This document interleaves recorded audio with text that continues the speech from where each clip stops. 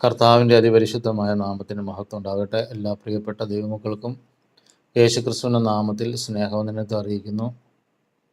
ഇന്ന് പ്രഭാതത്തിൽ ദൈവസന്നിധിയിൽ നമുക്ക് കൂടിവരുവാനും പ്രാർത്ഥിക്കുവാനും കർത്താവ് നൽകിയ വിലയേറിയ അവസരത്തിനായി ദൈവത്തെ സ്തുതിക്കാം, സ്തോത്രം ചെയ്യാം.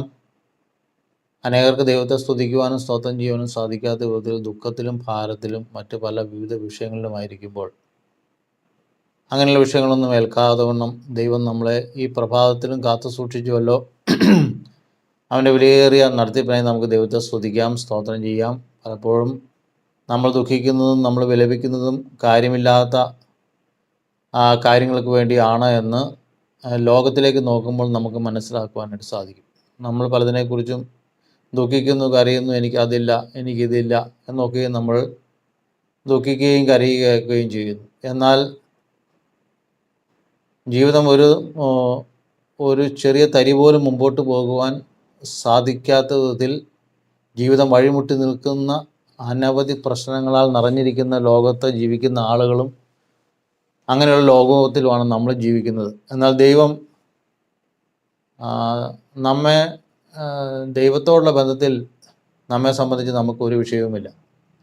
കാരണം വചനം പറയുന്നത് നിങ്ങളുടെ ആവശ്യങ്ങൾ സ്തോത്രത്തോടുകൂടി ദൈവത്തെ അറിയിക്കുക അത്ര വേണ്ടത് എന്ന് വചനത്തിൽ നമ്മൾ കാണുന്നു. ഒന്നിനെക്കുറിച്ചും വിചാരപ്പെടേണ്ട എന്ന് കർത്താവ് പറഞ്ഞിരിക്കുന്നു. നമ്മുടെ വിചാരങ്ങളെക്കാൾ ദൈവത്തിൻ്റെ വിചാരങ്ങൾ ഉയർന്നിരിക്കുന്നു. നമുക്ക് വേണ്ടി അവൻ ഓരോ കാര്യങ്ങൾ അവൻ ചിന്തിച്ചുകൊണ്ടിരിക്കുകയാണ്, വിചാരിച്ചുകൊണ്ടിരിക്കുകയാണ്. നമുക്ക് എങ്ങനെ നന്മ ചെയ്യാനായിട്ട് കഴിയും, നമുക്ക് എന്തെല്ലാം നന്മ ചെയ്യണം, നമ്മെ ശരിയാക്കാനായിട്ട് എന്തെല്ലാം ബാലശിക്ഷ നമുക്ക് തരണം, നമ്മുടെ ഓരോ ദിവസവും മുമ്പോട്ടുള്ള ജീവിതത്തിന് വേണ്ടി എന്തെല്ലാം കാര്യങ്ങൾ ക്രമീകരിക്കണം, ഇതൊക്കെയും ദൈവത്തിൻ്റെ ആത്മാവ് സദാസമയം അന്വേഷിച്ചുകൊണ്ടിരിക്കുകയാണ്. എന്നാൽ നമ്മുടെ ഉത്തരവാദിത്തമോ? വചനം പറഞ്ഞിരിക്കുന്നത് തങ്കൽ ഏകാഗ്രചിത്തന്മാരായിരിക്കുന്നവർക്ക് വേണ്ടി തന്നെത്താൻ ബലവാനെന്ന് കാണിക്കേണ്ടതിന് കർത്താവിൻ്റെ കണ്ണ് ഈ സർവ്വഭൂമിയിലും ഓടാടി സഞ്ചരിച്ചുകൊണ്ടിരിക്കുകയാണ്. അപ്പോൾ തങ്കൽ ഏകാഗ്രചിത്തന്മാരായിരിക്കുന്നവർക്ക് വേണ്ടി തന്നെത്താൻ ബലവാൻ. അപ്പോൾ ദൈവം നമുക്ക് ബലവാനായി തീരണമെങ്കിൽ, നമ്മുടെ ആവശ്യങ്ങളെല്ലാം ദൈവം പ്രവർത്തിക്കണമെങ്കിൽ നമ്മൾ എങ്ങനെയായിരിക്കണം? നമ്മൾ കർത്താവിൽ ഏകാഗ്രചിത്തന്മാരായിരിക്കണം. കർത്താവിൽ ഏകാഗ്രചിത്തന്മാരായിട്ട് നാം ഈ ലോകത്ത് ജീവിക്കുമ്പോൾ ഒരു ശത്രുവും നമ്മുടെ അടുത്ത് വരികയില്ല. സങ്കീർത്തനക്കാരൻ പറയുന്നത്, പ്രഭുക്കന്മാരും എനിക്ക് വിരോധമായി സംസാരിക്കുന്നു, എന്നാൽ ഞാനോ നിൻ്റെ ചട്ടങ്ങളെ ധ്യാനിക്കുന്നുവെന്ന് കർത്താവിൻ്റെ വചനത്തിൽ കാണുകയാണ്. അപ്പോൾ നമുക്ക് ഹൃദയത്തിൻ്റെ ഏകാഗ്രത ലഭിക്കണമെങ്കിൽ ദൈവത്തിൻ്റെ ചട്ടങ്ങളെ, ദൈവത്തിൻ്റെ പ്രമാണങ്ങളെ നാം ധ്യാനിച്ചുകൊണ്ടിരുന്നാൽ മതി. അങ്ങനെ നമ്മൾ പ്രമാണങ്ങളെ ധ്യാനിച്ചുകൊണ്ടിരിക്കുമ്പോൾ ദൈവത്തിൻ്റെ വചനം പറയുന്നത് തന്നെത്താൻ ബലവാനെന്ന് കാണിക്കേണ്ടതിന് വേണ്ടി ആരെല്ലാം ദൈവത്തിൽ ഏകാഗ്രതന്മാരായിരിക്കുന്നുവോ അവർക്ക് വേണ്ടി ഏറ്റവും ബലത്തോടുകൂടി പ്രവർത്തിക്കേണ്ടതിന് വേണ്ടി കർത്താവിൻ്റെ ആത്മാവ് ഈ സകല ഭൂമിയിലും ഊടാടി നടക്കുകയാണ്. അതുകൊണ്ട് ഈ പ്രഭാതത്തിൽ നമുക്ക് കൂടുതൽ ഏകാഗ്രതയോടെ നമ്മുടെ കർത്താവിൻ്റെ അടുത്തേക്ക് നമുക്ക് കടന്നു വരാം. അതോടുകൂടി നമ്മുടെ സകല കാര്യങ്ങൾക്കും പരിഹാരമായി, സകല ആവശ്യങ്ങൾക്കും പരിഹാരമായി, സകല ബുദ്ധിയെയും കവിയുന്ന ദൈവത്തിൻ്റെ സമാധാനം നമുക്ക് പ്രാപിക്കുവാനായിട്ട് സാധിക്കും. ദൈവത്തിൻ്റെ ഇനമേ അപ്രകാരമുള്ളൊരു പകൽക്കാലമാക്കി ഇന്ന് കർത്താവ് തീർക്കേണ്ടതിന് വേണ്ടി നമുക്ക് പ്രാർത്ഥിക്കാം. ദൈവത്തിലേക്ക് നമുക്ക് അടുത്തു വരാം. നമുക്ക് ഒന്ന് രണ്ട് വരി പാട്ട് പാടിയതിനു ശേഷമായി ഒരു ദൈവവചന ഭാഗം ചിന്തിച്ച് പ്രാർത്ഥിക്കാം. എൻ ദൈവമേ നിനക്കായി ദാഹിക്കുന്നേ എന്നുള്ളം, കാന്താവരവുവരെ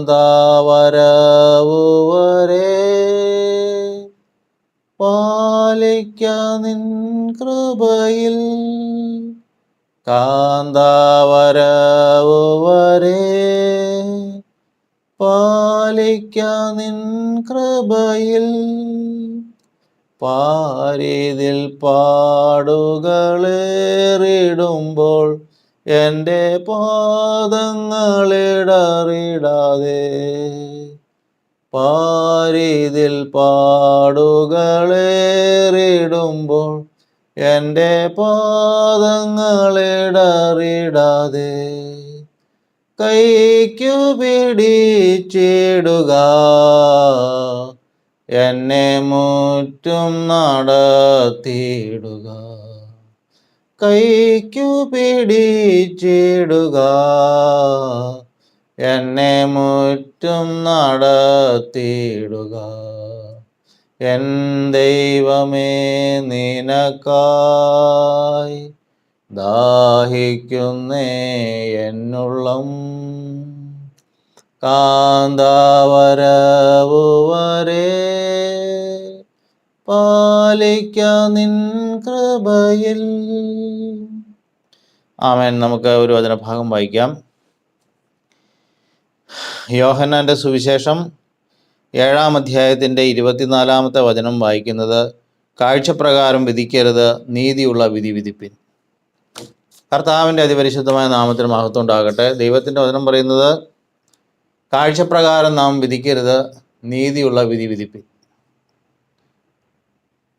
മനുഷ്യൻ്റെ പ്രവൃത്തികളെക്കുറിച്ച് നമ്മൾ കാണുമ്പോൾ പൊതുവെ മനുഷ്യനെ വിധിക്കുവാനായിട്ട് ആ മനുഷ്യൻ നല്ലവനാണ് അല്ലെങ്കിൽ ആ മനുഷ്യൻ ചീത്തവനാണ് എന്ന് നമ്മളും വിധിക്കും, ലോകവും ഒക്കെയും വിധിക്കും. ആ വിധി എല്ലായ്പ്പോഴും അല്ലെങ്കിൽ നമ്മളുടെ ചിന്ത അല്ലെങ്കിൽ നമ്മൾ മനസ്സിലാക്കി വച്ചിരിക്കുന്നത് പലപ്പോഴും ശരിയാകണമെന്നില്ല. മനുഷ്യനെ സംബന്ധിച്ച് പലപ്പോഴും ശരിയാകണമെന്നില്ല. കാരണം കർത്താവിനെ പറഞ്ഞിരിക്കുകയാണ്, കാഴ്ചപ്രകാരം വിധിക്കരുത്, കേൾവിപ്രകാരം വിധിക്കരുത്, നീതിയുള്ള വിധി വിധിപ്പിൻ എന്ന് കർത്താവ് പറഞ്ഞിരിക്കുന്നത് കൊണ്ട് നമ്മൾ ഒരിക്കലും ഒരു മനുഷ്യനെ നമ്മൾ അവൻ നല്ലവനാണ് അല്ലെങ്കിൽ അവൻ ചീത്തവനാണ് എന്ന് പറയുമ്പോൾ അതിന് പല ഘടകങ്ങളുമുണ്ട്. ഒന്നാമത്തെ കാര്യം വചനം പറയുന്നത് അത് ലോകവും പറയുന്നതാണ്. ഒരു മനുഷ്യന് നക്ഷത്ര രാശികൾക്ക് മനുഷ്യൻ്റെ മേൽ സ്വാധീനമുണ്ട്.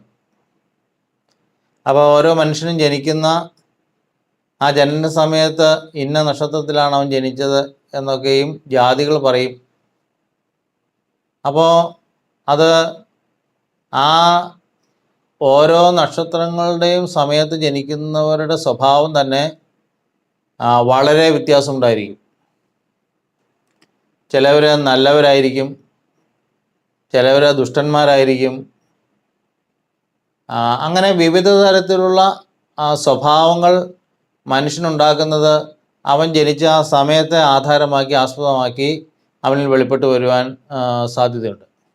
എത്ര നല്ലവനായിട്ട് ജീവിക്കാൻ ആഗ്രഹിച്ചാലും ആ ദോഷത്തിൽപ്പെട്ടു പോകുന്നത്, എത്ര പാവമായിട്ട് ജീവിക്കുവാനായിട്ട് ആഗ്രഹിച്ചാലും ആ ക്രൂരത പ്രവർത്തിക്കുന്നവർ, അതിനെക്കുറിച്ച് നമ്മൾ ലോകത്ത് കണ്ടിട്ടുണ്ട്. കാരണം അത് അവൻ ജനിച്ച സമയത്തിൻ്റെതാണ്. അപ്പോൾ അങ്ങനെയുള്ള സമയങ്ങളുടെ നക്ഷത്രങ്ങളുടെ സ്വാധീനത്താൽ മനുഷ്യന് ചിലപ്പോൾ ദുഷ്ടതയുണ്ടാകും, ചിലപ്പോൾ നല്ല സ്വഭാവം ഉണ്ടാകും. ദൈവം അത് ഗണ്യമാക്കുന്നില്ല. പിന്നെ തലമുറയുടെ സ്വഭാവങ്ങൾ, പാരമ്പര്യമായിട്ടുള്ള സ്വഭാവങ്ങൾ, കുടുംബപരമായിട്ടുള്ള സ്വഭാവങ്ങൾ, ഇങ്ങനെ ദേശത്തിൻ്റെ സ്വഭാവം. ചില ദേശത്ത് നമ്മൾ ചെന്ന് കഴിയുമ്പോൾ നമുക്കത് അറിയാനായിട്ട് സാധിക്കും. ഓരോ ദേശത്ത് പാർക്കുന്നവർക്ക് ഓരോ വിവിധമായ സ്വഭാവങ്ങളുണ്ട്. വിശുദ്ധ ബൈബിളിൽ പറയുന്നത്, ക്രേത്ത് എന്ന് പറയുന്ന ദ്വീപിൽ പാർക്കുന്നവർ അവർ പെരുവയറന്മാരും നുണ പറഞ്ഞു നടക്കുന്നവരും അസത്യവാദികളും ഒക്കെയാണ്.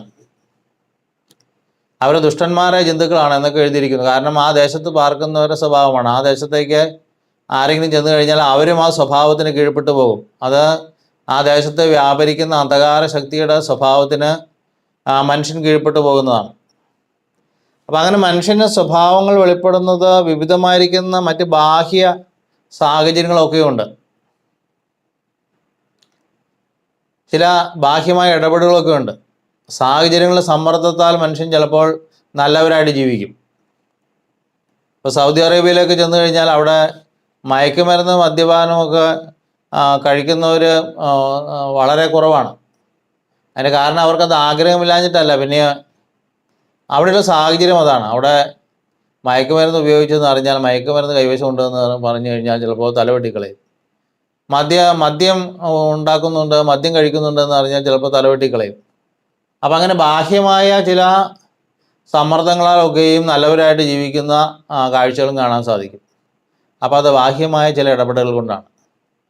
അപ്പോൾ ദേശത്തിൻ്റെ സ്വഭാവം, പിന്നെ തലമുറയുടെ സ്വഭാവം, അതുപോലെ ജനിച്ച സമയത്തിൻ്റെ സ്വഭാവം, അതുപോലെ സാഹചര്യങ്ങളാൽ ഉളവാകുന്ന സ്വഭാവം, ഇങ്ങനെ വിവിധ തരത്തിൽ മനുഷ്യൻ്റെ സ്വഭാവങ്ങളുണ്ട്.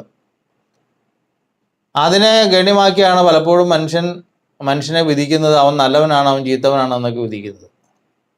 ദൈവത്തിൻ്റെ വചനം അങ്ങനെ പറയുന്നില്ല. ദൈവം എവിടെയാണ് നോക്കുന്നത്? ഹൃദയങ്ങളെയാണ് നോക്കുന്നത്. മനുഷ്യന് ഈ പറയുന്ന സ്വഭാവങ്ങളൊന്നും ബാധിക്കാത്തതും സ്വാധീനിക്കാത്തതുമായ ഒരു വശം മനുഷ്യനുണ്ട്. അത് അവൻ്റെ ആത്മാവ്, അല്ലെങ്കിൽ അവൻ്റെ ദേഹി എന്ന് പറയുന്നു.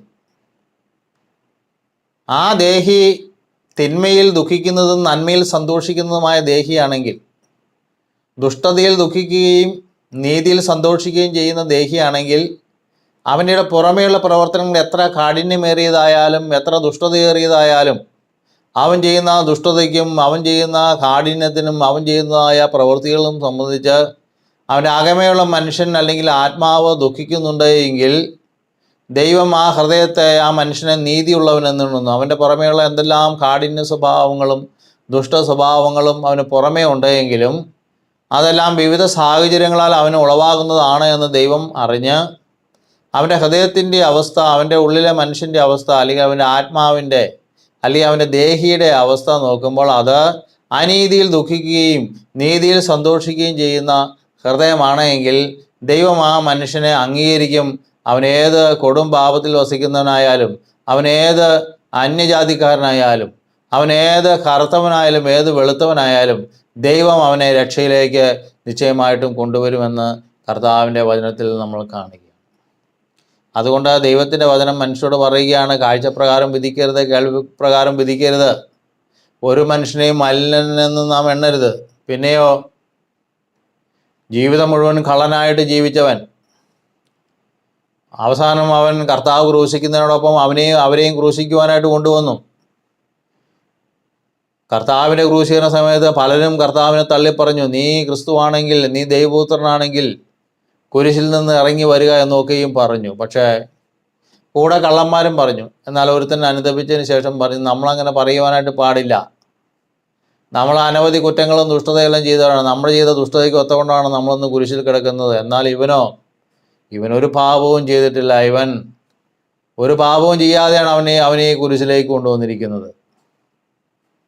അപ്പം ആ സമയം വന്നപ്പോഴേക്ക് അവൻ്റെ യഥാർത്ഥ സ്വഭാവം വെളിപ്പെട്ടു. കള്ളനാണ്, ജീവിതം മുഴുവൻ കള്ളനായിട്ട് നടന്നവനാണ്, ജീവിതം മുഴുവൻ ദ്രോഹിയായിട്ട് നടന്നവനാണ്. അതുകൊണ്ട് റോമാ ഗവൺമെൻറ് അവനെ കുരിശിന്മേൽ തറച്ചു കൊല്ലുവാനായിട്ട് അവൻ വിധിച്ചുവെങ്കിലും ആ വിധിയുടെ സമയത്ത് അവൻ്റെ യഥാർത്ഥത്തിലുള്ള സ്വഭാവം പുറത്തു വരികയാണ്. അവൻ്റെ അകത്ത സ്വഭാവം പുറത്തു വരികയാണ്.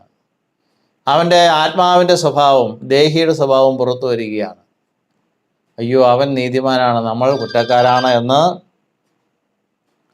അവിടെ കാണുവാനായിട്ട് സാധിക്കും. അങ്ങനെ നീ ഇന്ന് എന്നോടുകൂടെ പർദീസിലിരിക്കുമെന്ന് കർത്താവ് അവനോട് പറയുവാനായിട്ട് ഇടയായിത്തീർന്നു. അതുകൊണ്ട് ദൈവത്തിൻ്റെ ജനമായുള്ളവേ, നാം രക്ഷിക്കപ്പെട്ടവരും നാം കർത്താവിനെ അറിഞ്ഞവരൊക്കെയുമാണ്. എന്നാൽ നമ്മുടെ സഹോദരന്മാരായ അനവധി പേർ ഈ ലോകത്തുണ്ട്. അവരിന്നും ഏറ്റവും പാപത്തിലും ഏറ്റവും ദുഷ്ടതയിലെല്ലാം ജീവിക്കുകയാണ്. എന്നാൽ നാം ഇന്ന് അതെല്ലാം തിരിച്ചറിഞ്ഞുകൊണ്ട് ഇന്ന് കാഴ്ചപ്രകാരം വിധിക്കാതെ, കേൾവിപ്രകാരം വിധിക്കാതെ, ഏതെല്ലാം സാഹചര്യം കൊണ്ടാണ് അവൻ ദുഷ്ടനായിട്ട് ജീവിക്കുന്നതെന്ന് മനസ്സിലാക്കി അവന് വേണ്ടി ഒരു വാക്ക് പ്രാർത്ഥിക്കുന്നുവെങ്കിൽ, അവന് വേണ്ടി അവനോട് നമ്മുടെ നീതിമാനായ കർത്താവിനെക്കുറിച്ച് ഒരു വാക്ക് പറഞ്ഞ് അവനെ തൻ്റെ ദുഷ്ടപ്രവൃത്തികളിൽ നിന്നും വിടിവിച്ച് നീതിയിലേക്ക് അവനെ തിരിക്കുന്നുവെങ്കിൽ, വചനം പറയുന്നത് അനേകരെ നീതിയിലേക്ക് തിരിക്കുന്നവർ ആകാശമണ്ഡലത്തിലെ നക്ഷത്രങ്ങൾ പോലെ ആകുമെന്ന് കർത്താവിൻ്റെ വചനം പറയുക. അതുകൊണ്ട് നാം നമ്മുടെ ചുറ്റുപാടുമുള്ളവരെയോ നമ്മുടെ സഹോദരങ്ങളെയോ നമ്മുടെ സഭയിലുള്ളവരെയോ വിധിക്കുകയല്ല, പിന്നെയോ അവരുടെ നന്മയ്ക്ക് വേണ്ടി പ്രാർത്ഥിക്കുകയും പ്രവർത്തിക്കുകയും ചെയ്യുക എന്നുള്ളതാണ് നമ്മുടെ ഉത്തരവാദിത്വം. ദൈവമോ അവനെ നീതിയിലേക്ക് തിരിക്കുമെങ്കിൽ, സത്യത്തിലേക്ക് തിരിക്കുമെങ്കിൽ, അവൻ്റെ സാഹചര്യം കൊണ്ടാണ് അവൻ ഓരോ ദുഷ്ടത പ്രവർത്തിക്കുന്നതെങ്കിൽ അവനെ ആ സാഹചര്യങ്ങളിൽ നിന്ന് വിടുവിച്ച് അവൻ്റെ തനതായ സ്വഭാവം വെളിപ്പെട്ടു വരുവാൻ, കള്ളൻ്റെ യഥാർത്ഥ സ്വഭാവം വെളിപ്പെട്ടു വന്നതുപോലെ അവൻ നീതിമാനെ സ്നേഹിക്കുന്നു, അവൻ അനീതിയെ പകയ്ക്കുന്നു എന്ന് അവൻ വെളിപ്പെടുത്തിയതുപോലെ നാമും നമ്മുടെ ജീവിതം കൊണ്ട് അനീതിയെ പകയ്ക്കുന്നുവെങ്കിൽ, ദുഷ്ടതയെ പകയ്ക്കുന്നുവെങ്കിൽ നിശ്ചയമായിട്ടും കർത്താവിൻ്റെ സന്നിധിയിൽ നമ്മുടെ പ്രതിഫലം വലുതാണ്. അതുപോലെ നമ്മുടെ ചുറ്റുപാടുമുള്ള നമ്മുടെ സമശിഷ്ടങ്ങളെ, അവരെ മലിനിൽ നിന്നോ അവർ ശരിയല്ല എന്ന് വിധിച്ചു തള്ളിക്കളവാനല്ല കർത്താവ് പറഞ്ഞിരിക്കുന്നത്. പിന്നെയോ എല്ലാവരും മാനസാന്തരപ്പെടണമെന്ന് ആഗ്രഹിക്കുന്ന ദൈവത്തിൻ്റെ സന്നിധിയിൽ എല്ലാവരുടെയും സ്വഭാവത്തിൻ്റെ മാറ്റം വരുത്തി ക്രിസ്തുവിനോട് അനുരൂപമായി തീരുവാൻ വേണ്ടി പ്രാർത്ഥിക്കുകയും പ്രവർത്തിക്കുകയും ചെയ്യുക എന്നുള്ള വലിയ ഉത്തരവാദിത്വം കർത്താവ് നമ്മളെ ഫലമേൽപ്പിച്ചിട്ടുണ്ട്. അതുകൊണ്ട് ഈ പ്രഭാതത്തിൽ നമുക്ക് നമ്മെ തന്നെ ഒന്ന് ശോധന ചെയ്യാം. കർത്താവെ, ഞാൻ എങ്ങനെയായിരിക്കുന്നു എൻ്റെ കർത്താവിന് സന്നിധിയിൽ? എൻ്റെ ഹൃദയത്തെ കർത്താവ് പരിശോധിക്കുമ്പോൾ, ദൈവമേ, നീതിമാനായ ഒരു മനുഷ്യൻ്റെ ഹൃദയത്തെ കാണുന്നത് പോലെ എൻ്റെ ഹൃദയത്തെയും അപ്രകാരമാക്കി തീർക്കണമെന്ന് നമുക്ക് ദൈവത്തോട് പ്രാർത്ഥിക്കുകയും അതുപോലെ നമുക്ക് ചുറ്റുപാടുമുള്ള നമ്മുടെ അനവധിയായ പാപത്തിൽ കിടക്കുന്ന ജനത്തെ, നമ്മുടെ സമശിഷ്ടങ്ങളെ, നമ്മുടെ സഹോദരന്മാരായി തീരേണ്ടവരെക്കുറിച്ച് ഓർക്കുകയും പ്രാർത്ഥിക്കുകയും അവരോട് ക്രിസ്തുവിനെ അറിയിക്കുകയും ചെയ്യേണ്ട വലിയൊരു ഉത്തരവാദിത്വം നമുക്കുള്ളത് കൊണ്ട് നമുക്ക് നമ്മെ തന്നെ, നമ്മുടെ ഹൃദയത്തെ തന്നെ ക്രിസ്തുവിൻ്റെ സ്വഭാവത്തോട് അനുരൂപമായി തീരുവാനും അനേകരെ നീതിയിലേക്ക് തിരിക്കുവാനും, അങ്ങനെ കാഴ്ചപ്രകാരം വിധിക്കുന്നവരല്ല, കേൾവിപ്രകാരം വിധിക്കുന്നവരല്ല, പിന്നെയോ നീതിയുള്ള വിധി വിധിക്കുന്നവരായി തീരുവാൻ ദൈവത്തിൻ്റെ പരിശുദ്ധാത്മാവ് ഇന്ന് ഈ പ്രഭാതത്തിൽ നമ്മെ സഹായിക്കട്ടെ, നമ്മെ അനുഗ്രഹിക്കുമാറാകട്ടെ. കർത്താവ് അപ്രകാരം വേണ്ടത്. കർത്താവ് പലരും പല കാര്യങ്ങളെല്ലാം പറഞ്ഞു. കർത്താവിൻ്റെ അടുക്കൽ ഒരു പാപിനിയായ സ്ത്രീയെ കൊണ്ടുവന്നപ്പോൾ എല്ലാവരും പറഞ്ഞു അവളെ കല്ലെറിയണമെന്ന് പറഞ്ഞു. പക്ഷെ കർത്താവ് പറഞ്ഞു, നിങ്ങൾ പാപമില്ലാത്തവൻ ഒന്നാമത് കല്ലെറിയട്ടെ. സ്ത്രീയോട് സംസാരിച്ചു, അവളോട് പറഞ്ഞു ഇനി പാപം ചെയ്യരുതെന്ന് അവളെ പറഞ്ഞയക്കുവാനായിട്ട് ഇടയായിത്തീർന്നു. ആകയാൽ ഇന്ന് ഈ പ്രഭാതത്തിൽ നീതിയുള്ള ഒരു ഹൃദയം നമ്മൾ പ്രാപിച്ച് നീതിയുള്ള ഒരു വിധി നടത്തുവാൻ തക്കവണ്ണം പ്രാപ്തിയുള്ളവരായി തീരുവാൻ, അങ്ങനെ കർത്താവിൻ്റെ സ്വഭാവം നമ്മളിലും ആയിത്തീരുവാൻ തക്കവണ്ണം നമുക്ക് കാഴ്ചപ്രകാരം വിധിക്കാതെ, കേൾവിപ്രകാരം വിധിക്കാതെ നീതിയുള്ള വിധി വിധിക്കുന്നവരായി അനേകർ രക്ഷയ്ക്ക് വേണ്ടി പ്രവർത്തിക്കുന്നവരും പ്രാർത്ഥിക്കുന്നവരായി തീരുവാൻ കർത്താവ് നമ്മെ ഓരോരുത്തരെയും സഹായിക്കട്ടെ എന്ന് കർത്താവിൻ്റെ സന്നിധിയിൽ പ്രാർത്ഥിച്ചുകൊണ്ട് നമുക്ക് ഈ പ്രഭാത പ്രാർത്ഥന അവസാനിപ്പിക്കാം. നമുക്ക് പ്രാർത്ഥിക്കാം. പരിശുദ്ധനായ ദൈവമേ, സ്വർഗസ്ഥ പിതാവേ, അനുഗ്രഹപ്പെട്ട സമയത്തിനായി കർത്താവിനെ സ്തുതിക്കുന്നു, സ്തോത്രം ചെയ്യുന്നു. കർത്താവേ, ദൈവമടിയങ്ങൾ ആരെയും മലിനിൽ നിന്നുവാനല്ല കർത്താവ്, ആരെയും കാഴ്ചപ്രകാരവും കേൾവിപ്രകാരവും വിധിക്കുവാനല്ല കർത്താവേ, നീതിയുള്ള വിധി വിധിപ്പാൻ തക്കോണം. ദൈവമേ നാഥ, ഒന്നാമത് അടിയങ്ങളെ ഹൃദയങ്ങളെ തന്നെ വിശുദ്ധീകരിക്കുവാനും, മനുഷ്യൻ ദുഷ്ടത പ്രവർത്തിക്കുന്നത്, ദോഷം പ്രവർത്തിക്കുന്നത് ദേശത്തിൻ്റെ വ്യാപരിക്കുന്ന ആത്മാവിൻ്റെ സ്വാധീനത്താലും തങ്ങൾ ജനിച്ച സമയത്തിൻ്റെ സ്വാധീനത്താലും പാരമ്പര്യ സ്വഭാവങ്ങളാലും മറ്റ് സാഹചര്യങ്ങളുടെ സമ്മർദ്ദങ്ങളാലെല്ലാം മനുഷ്യൻ ദുഷ്ടത പ്രവർത്തിക്കുകയും ദോഷം പ്രവർത്തിക്കുകയും ചെയ്യുന്നുണ്ട്. എന്നാൽ അവൻ്റെ പ്രാണൻ്റെ അവസ്ഥ എങ്ങനെ ഇരിക്കുന്നുവെന്ന് മനസ്സിലാക്കി ഗ്രഹിച്ച് അവനോട് ക്രിസ്തുവിനെക്കുറിച്ച് അറിയിക്കുവാനും ക്രിസ്തുവിനെ വെളിപ്പെടുത്തുവാനും അനേകർ നീതിയിലേക്ക് തിരിക്കുവാനും കർത്താവ് അടിയങ്ങൾക്ക് കൃപ നൽകി തിരുമാറണമേ എന്ന് പ്രാർത്ഥിക്കുന്നു. പ്രാർത്ഥനകളും യാതനകളെല്ലാം കർത്താവ് കേട്ടതിനായി സ്തോത്രം. യേശു ക്രിസ്തുവിൻ്റെ നാമത്തിൽ അപേക്ഷിക്കുന്നു, ദയതോ നീ കേൾക്കുമാറാകണമേ. ആമേൻ. കർത്താവ് നമ്മെ ഏവരെയും അനുഗ്രഹിക്കട്ടെ. എല്ലാവർക്കും ഒരു പ്രാവശ്യം കൂടി പ്രഭാത വന്ദനം അറിയിക്കുന്നു. ആമേൻ.